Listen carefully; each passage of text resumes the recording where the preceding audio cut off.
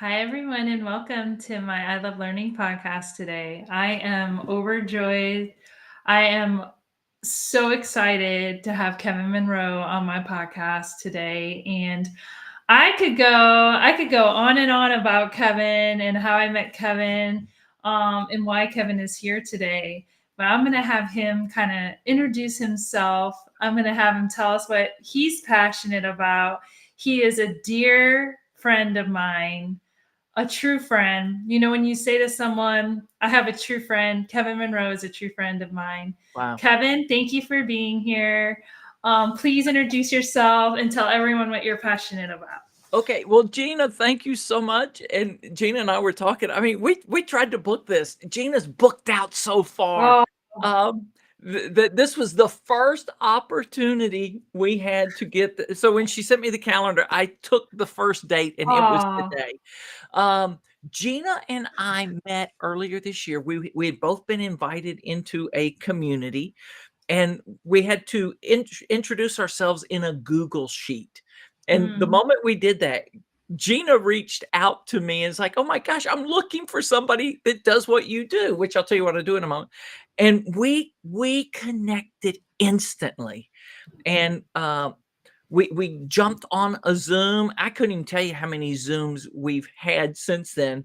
But when you Mm. said true friend, I am so delighted to be here with Gina today. If you know Gina, you know Gina's the real deal. Oh, And that's one of the reasons. I mean, I called Gina my new BFF. I mean, just we have connected more quickly, more deeply, and we are exploring more ways to collaborate. So I'm thrilled to be here, Gina. Thank you for the invitation. And this is just going to be fun because we are friends. Gina and I, every week there's some kind of texting back and forth, stories that are shared. Maybe we'll talk about a couple of those because you shared one a couple of weeks ago that moved me to tears. So, what Gina read about me that interested her in connecting is my work is all around growing gratitude in the world, and specifically the world of work. mhm. And, uh, you know, I did not set out to do this work. This work found me. And I was telling a friend earlier today, he said, "How did you become the gratitude guy?" And I'm like, I didn't, right? I mean, it was something. I remember the day. It was Tracy Fenton. I'd been doing gratitude things for about a year and a half, amongst other things. And she asked me, would I do a webinar for her global leadership group? And I said, "Gosh, Tracy, I'd love to. What do you want me to do it on?" And Tracy's like, "Duh, gratitude." And in her mind, there was nothing else that I could do. And at that time, I had multiple passions, right? And I was like, oh, I've become the gratitude guy. And Gina, I've been called a lot of things in life. And so the gratitude guy is a label I'll gladly carry. So how I identify myself, and I realized as I was thinking about this in introducing, I'm going to use a word I've not used in a long time. Is I'm a son. I'm a son, I'm a husband. And so my parents have been deceased for a number of years. Mm, So I don't necessarily think about being a son first. But when I start looking at my journey, so much of who I am mm. is influenced by my mom and my dad in very different ways. So I'm a son, I'm a husband, I'm a father, I'm a papa. We have two grandchildren. I love the time, and they live close, so we get to see them regularly. Uh, and then I'm a friend. I mean, that's a title I love. And then I'm this gratitude guy or a gratitude ambassador. I'm on a quest to just change the world through the power of gratitude. And that's why Gina and I are connected. While Gina may not say that is her stated mission, Gina is on that mission too. And you live and demonstrate. Okay, so here's what I told somebody the other day. I don't know of a leader that leads with more gratitude and love than Gina Anderson. Oh, Kevin Monroe, you're incredible. Thank you for that compliment. I really appreciate it. I mean, you do. You not only it's not only gratitude, but you lead with love. I had the privilege of joining Gina at her first company conference for users in Houston earlier this year, and I saw that. I saw your customers that have love and admiration and respect and appreciation for, and I mean, it was palpable in the room. Why? Because you love them, Yeah, right? absolutely, absolutely. Well, and you can talk about why leading with gratitude is so powerful, right? And it's not something it's made up. It's like when you can tap into the energy of your soul and really understand what drives you and what makes you, that's how you lead. You can tap into that, your unconscious self, and really where that comes from is at that dark time that you Mm, have in your life. You have to get to that lowest point mm. in your life to be able to find that energy and overwhelmingly feeling of love. And I want you to talk about kind of as much as you want to share, don't want to share, you don't have to overshare, but like what in your life, when I talk about that, like the hurdle of being in that spot, and it's not like one mountain and it's over. It's like always That's coming why I'm back. chuckling. That's why I'm chuckling. It's like that one spot. No. Right. It's like all ongoing, right? So what stands in the way or what has stood in the way of your passion or how did you get to this point? You talk about me and the love I lead. I mean, it's in my soul, it's who I am. Like how did you get there? What was it that stood in your way? Or does it? Or how does that work for you? Okay. So I'll answer this. The number one thing that stands in my way on a Mhm. recurring basis is me. Right? I mean, no, I get in my own way. I get in my head. Uh, Gosh, what you're talking about, the way of leading is really this connected way when we connect heart, mind, and soul. Right? Mm. Or some people talk about the head here, the heart here, and then the gut, right? If when you lead a line like that, and what gets in our way is the talk here that goes, oh, that's inappropriate. And I'm not, when I say inappropriate, I'm not talking about truly inappropriate ways, right? There are things that are inappropriate, but to lead with love is Mm. not inappropriate. There are people that go, the language of love does not belong in the workplace. And I go, well, that's Mm. why workplaces of the world are so broken, right? Because Absolutely. I mean, if you don't love people, you're using people, right? Right. And if you look at people as objects or tools to be used rather than people to be loved, so you may not be comfortable with the language of love, and you may call it care or compassion. I have a friend who's written a great book, but he's not comfortable calling it love. Hmm. Then I have another Interesting. friend. I have a mentor, Erie Chapman, and Mhm. Gary wrote the book Radical Loving Care. He was Oh. a hospital administrator. Mhm. Before he was a hospital administrator, he had been a federal prosecutor. And Wow. the first week on the job in the hospital, he's like, I see a lot of parallels between the hospital and the prison, Mm. except it's Mm. worse in the hospital. And what was worse, the comparisons he saw, um, inmates are known by their prison number. Mm. Wow. Patients are either known by their patient number or their diagnosis, right? There's the heart condition in 302. No, that's Right. that's Susan Smith in 302. And then he talks about the power dynamic, right? That the guards are always over and above and looking down on the prisoner. Mm. He says it's worse in the hospital because the patient's in the bed and all of the caregivers are standing up talking down to them. Um, when a prisoner goes into prison, they're assigned a jumpsuit. And he goes, Mm. when a patient goes in the hospital, they're assigned a gown, but the gown doesn't have a back on it. So, right, there's a difference. Right. But it was just so. But he wrote this book, Radical Loving Care, Hmm. The board chair of one of the hospitals he was at says, "Erie, can't you call it radical compassionate care? Because we're just Mm. not comfortable with that love language." And to his Mhm. credit, Erie said, "No, nothing less than love will Mm. do." And Mm. and then you look, and I keep it close because I pull it up, once a month or so. 1970, C.S. Lewis wrote a book, Oh, The okay. Loves, The Four Loves. Yeah, okay. I He haven't read it. Well, the Greeks had 4 words for love. We Mhm. have 1 word for love.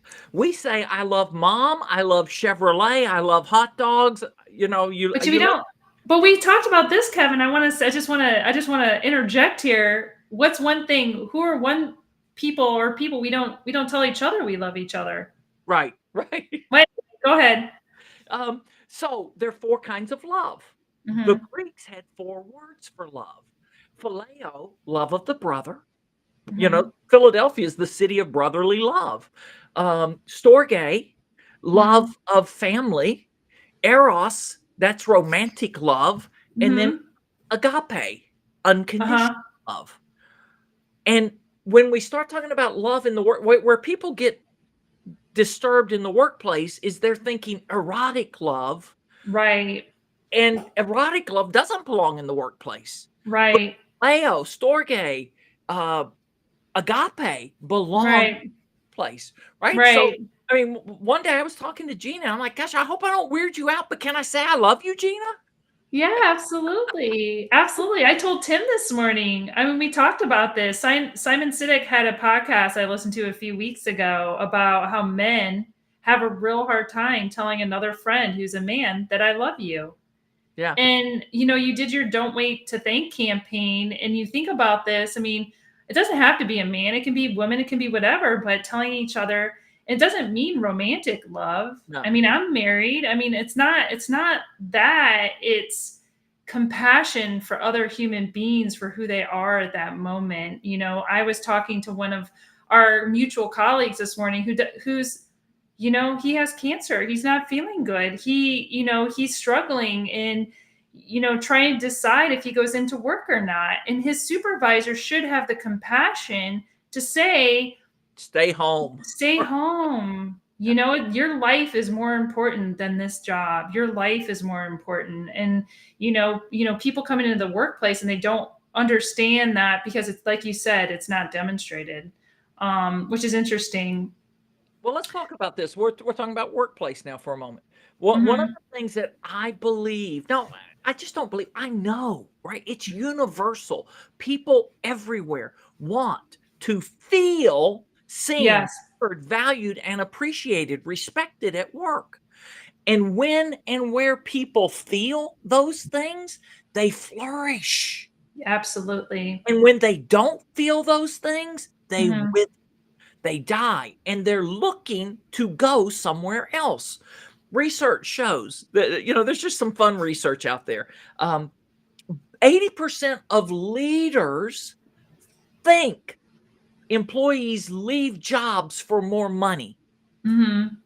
79%, same study, when they talk to leaders, why do people leave Hmm. work? Oh, well, they're looking Hmm. for more money. Only 12% of the people in that study actually left for more money. Right. 79% of those people Hmm. left Hmm. because they did not feel valued, Hmm. appreciated. And Absolutely. they're checking out, right? And gosh, the language of gratitude, gratitude, it's not warm and fuzzy. Now, it may feel warm and fuzzy, Hmm. but it's really practical, just like the language of love. If you don't feel loved, cared for at work, you are not going to bring your best and do your best at work.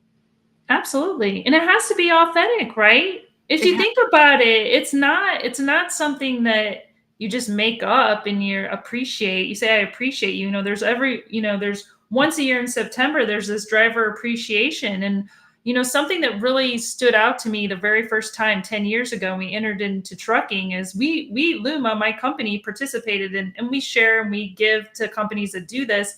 But I had a driver say to me, they only appreciate me this one day. I don't feel appreciated any other day of the year. And it really always resonates. This has been a decade this person said this to me, and I'm always a little hesitant on that day to say, hey, we appreciate you all the time, Yeah. and it's like it's sharing that. So Kevin, let me ask you this: what on a daily basis, what inspires you and keeps you happy moving towards gratitude? You say you stand in your way, your own thoughts, your own mind. Yeah. So what inspires you to be happy every day?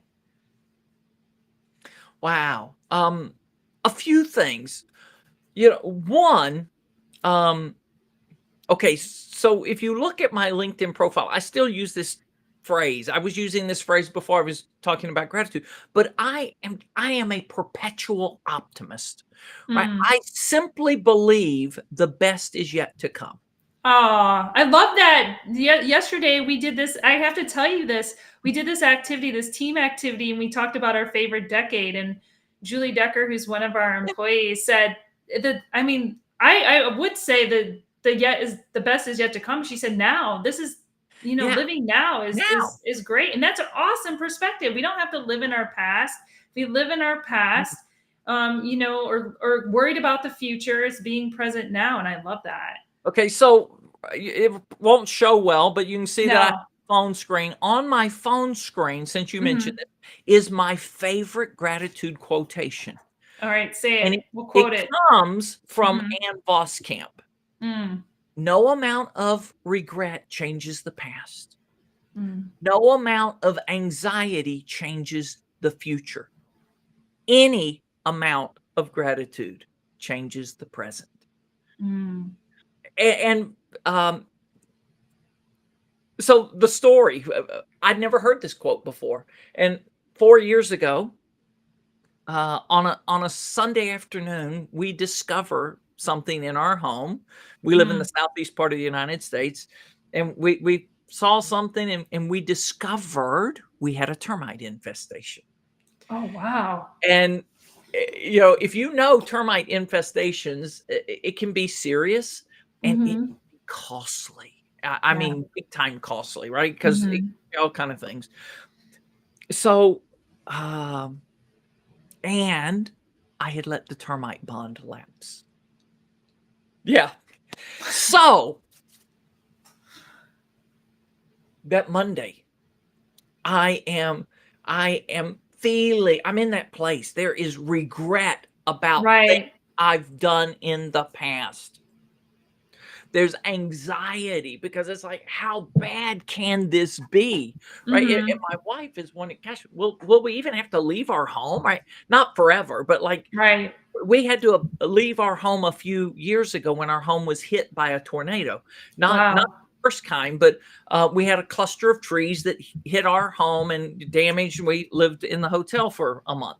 Um, so thinking about stuff like that, and my friend Christy Mm. says, "I've got something to send you," and Mhm. she sent me this beautiful version of this quote: "No amount of regret changes the past." Yeah, I Right, so love there I that. was. In that moment, I am torn, right? There I'm dealing with regret and Yeah. anxiety, and I can't do anything about either of those.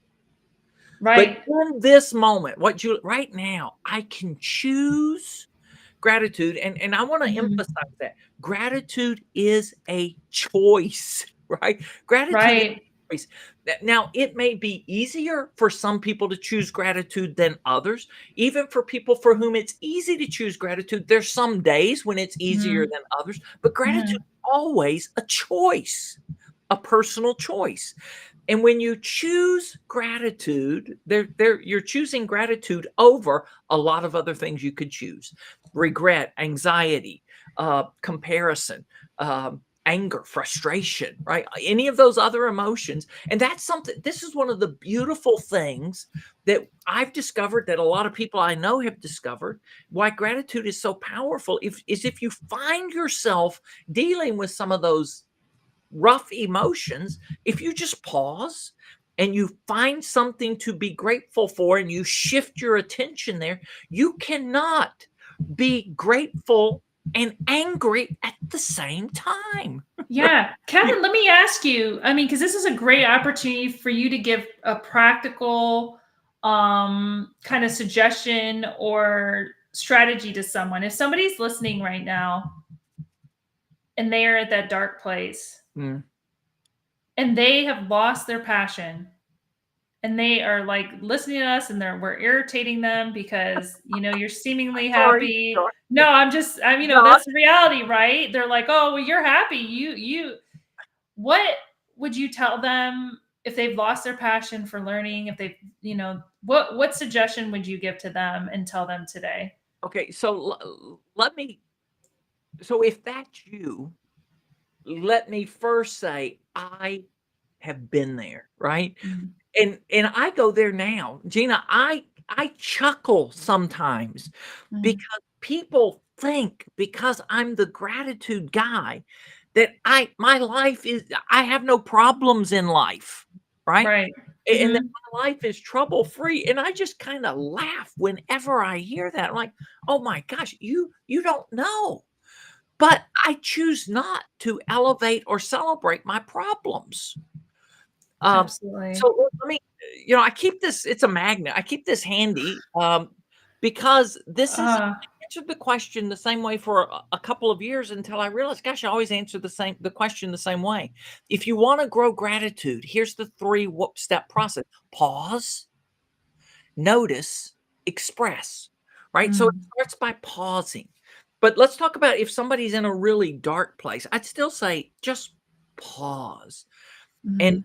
take a couple of deep breaths. And this Monday of this week, I was hosting a group that's in a program with us right now.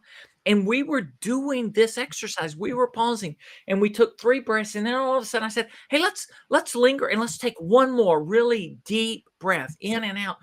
And Gina, when I exhaled that last time, I felt a weight go off my shoulders that I wasn't even consciously aware that I was Mm, right? mhm, Oh, wow. Right? I just felt something shift. So there really is there are things you can do physiologically. mhm. So let's talk about a couple of those. One, if you are inside and it's a dark place and you're feeling in a dark place, get up, move, get off the couch, get out of the chair, get up, move, go outside.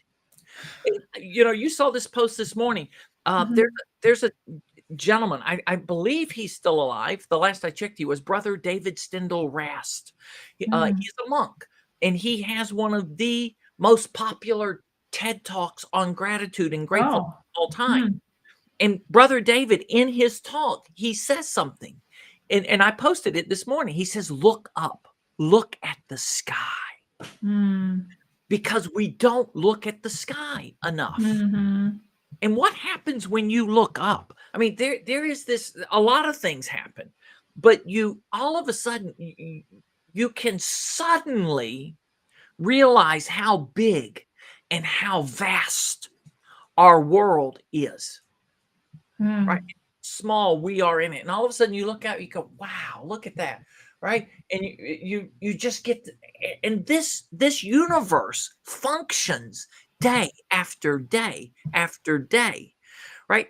And we I had some ideas about this earlier this year when, well, it was February, and a friend reached out, somebody I just met through a group conversation, and she said, Kevin, how can I be grateful? How can I practice gratitude when I feel so um and I'm trying to think what was the word she when I feel so she didn't say lost, but it so empty. And I said, let me just ask, because I knew she had just lost a job and was in this job. mhm, And I said, mhm. is it because you've been laid off and you're in this job search that you feel so lost in this moment? She goes, yeah. And then all of a sudden it just hit me. It's like, wow. The first things I would suggest is go look, like go outside, go in nature and look at things that don't change. Mm. Look at a tree that's been there for hundreds of years, right? Or decades, right? We have trees in big oak trees. You live in a part of the world where there's some massive giant live oaks, right? Mhm. There through storm after storm. That be inspired by nature, be inspired by the rhythms of nature, be inspired by the sunrise, the sunset. So Mm. this The morning, moon, the the super moon. yeah, this morning when I posted that, I asked people to take a picture and post. And there were some people that posted, and I saw pictures of sunrises from different parts of the world. And I'm just like, look at that, right? Look Yeah. at that. And so, but find something that's bigger than you and beyond you, and let yourself just express gratitude for that, even if it's just one thing. I love that. Kevin, Yes. you and I could talk for days and hours about this because it's beautiful. I mean, what you do and how you connect with people and how you connect people and how you build meaning for others in their life. Thank you for doing that. And Oh, thank you for honestly, thank you honestly for inspiring people, for coming in the room and bringing a bright light that a lot of people don't have. mm, And if you're alone and you need somebody to reach out to, I mean, if you feel like you need somebody, Kevin is a great person to connect with. Kevin, tell everyone who's listening today where is the best place to find you. How can they connect with you? And leave us with a final word today for our podcast. okay, so if you're on LinkedIn, that is my preferred of all the social media channels. That's the one I'm most active on. And I'm just Kevin Monroe is all you need to look up on LinkedIn. You'll find me there. Website is kevindmonroe.com, right? So there's a middle initial D because somebody already had the domain kevinmonroe.com, football player or something. Um, gosh, inspiration. That there is always something you can find. You may have to look for it. It may require some searching, but there is always something you can be grateful for. And eh, and it may surprise you, right? And if you're in adversity, I'm not suggesting you be grateful for the adversity. But Mhm. I am suggesting that gratitude, finding something to be grateful for, will help you get through the adversity. As the Stoics say, the obstacle is the way, right? The obstacle is the way. There are times you can't get around it. You just have to go through it.